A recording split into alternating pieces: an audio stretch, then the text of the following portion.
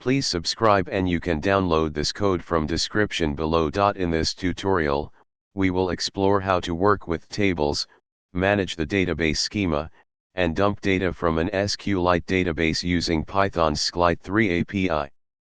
SQLite is a popular embedded database that provides a lightweight and efficient way to store and manage structured data.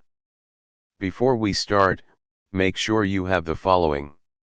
Let's get started. To work with an SQLite database, you need to establish a connection to it. If the database does not exist, it will be created. If it does exist, a connection will be established. Tables are used to store data in a structured way. Let's create a simple students table to store student information. You can modify tables by adding, renaming, or deleting columns. For example, let's add a new column address to the students table. You can retrieve information about the database schema using SQL queries. Here's how to get a list of all tables in the database.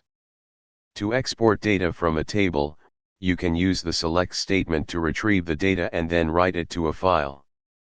Let's export data from the students table to a CSV file. Now you have learned how to create and manage tables, modify the database schema, query the schema, and export data from an SQLite database using Python's sqlite3 API. Remember to adapt and extend this tutorial to suit your specific needs when working with SQLite databases in your Python projects. ChatGPT.